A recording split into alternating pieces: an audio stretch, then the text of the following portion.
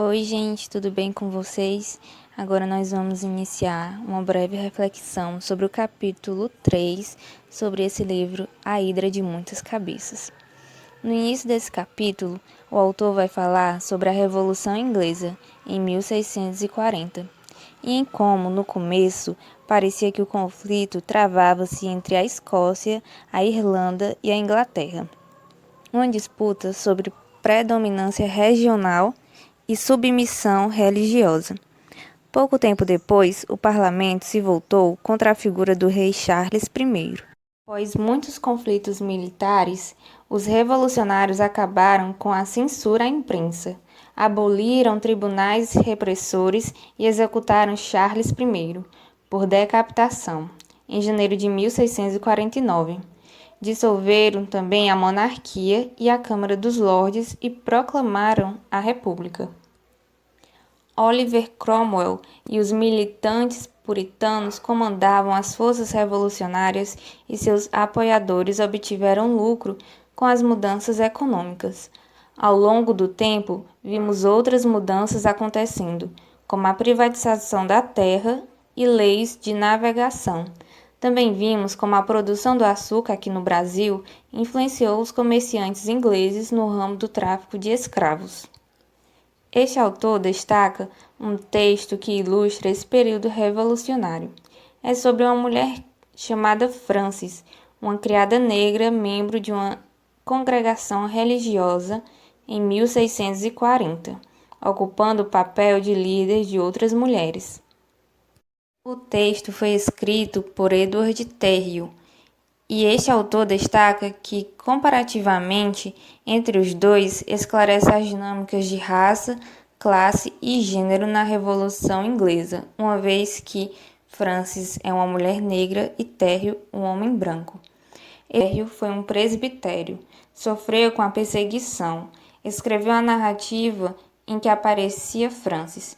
Ele cita Frances como um membro memorável, criada de alguém, mas principalmente se admirava por ser uma negra convencida do pecado e realmente convertida, e em seu leito de morte profetizou palavras dignas de serem guardadas por um coração branco. O autor também nos apresenta a mudança na hierarquia dos trabalhadores escravizados com a consolidação do capitalismo. Frances é citada como proletária. Para a época de Frances, negritude tinha significados contraditórios e, para além disso, entregou pequenas narrativas sobre sua vida e combates que aconteciam em Bristol, narrados também por Terrill.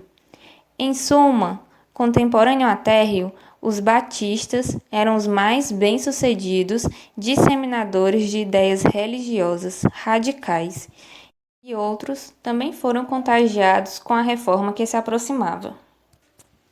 O pessoal de Bristol fez alianças com aqueles que se lamentaram de noções de liberalismo. Nesse primeiro momento, a democracia era praticada diretamente. Cada um tinha sua vez de falar e todos decidiam juntos. Terrill cita Frances como exemplo que comprova a Escritura, um recipiente de ajuda espiritual da Bíblia. Para Thomas Collier Batista, a glória estava na luta contra a escravidão.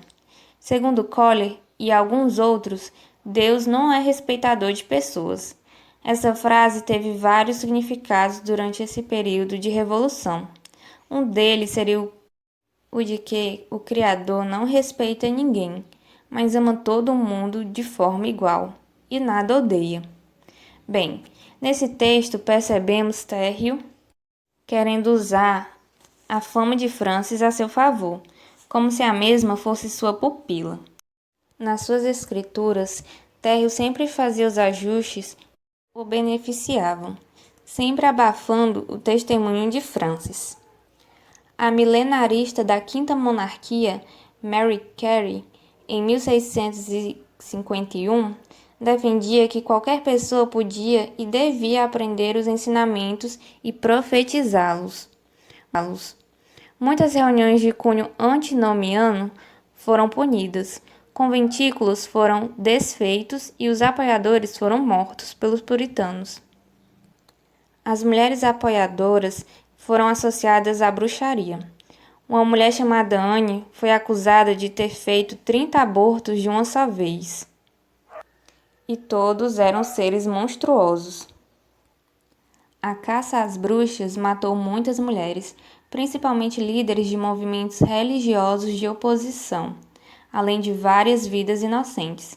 Basicamente, o período e o contexto histórico exigiam uma massa de pessoas para trabalhar, o que gerou uma preocupação com a baixa taxa de natalidade e um desagrado fortíssimo com mulheres que induziam o aborto, daqueles que viriam a ser os futuros trabalhadores. Bristol foi considerado o epicentro do ato do quietismo repressivo da Contra-Revolução. James Naylor era um pregador muito famoso e entrou na cidade como Jesus entrou em Jerusalém. Será que de propósito? Não sabemos. Naylor foi punido por esse suposto crime de blasfêmia e usado como exemplo para silenciar revoluções. Primeiramente, a igreja de Terry era contra a escravatura, mas depois passaram a lucrar com a escravidão.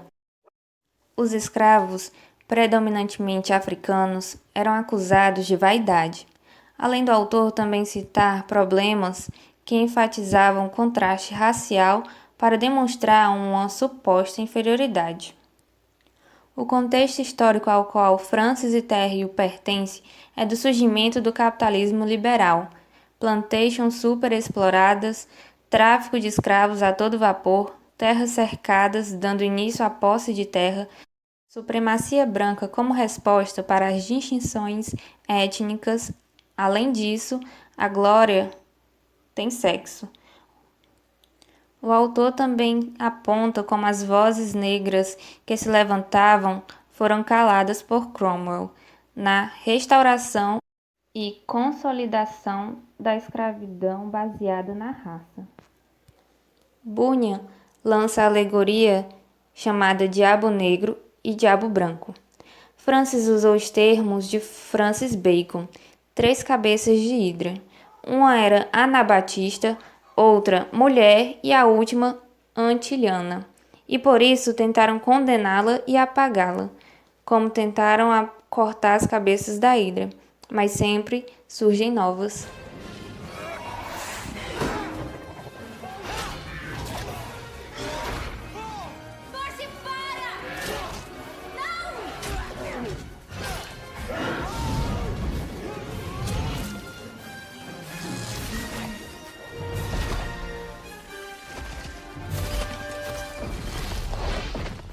E aí, eu mandei ou não mandei muito bem? Eu matei aquela coisa. Matou?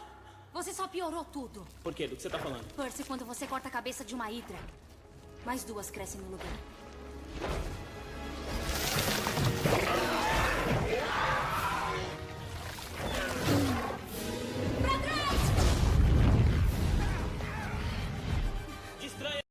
Até a próxima, gente. Meu nome é Mariana Assis e eu sou graduanda em História.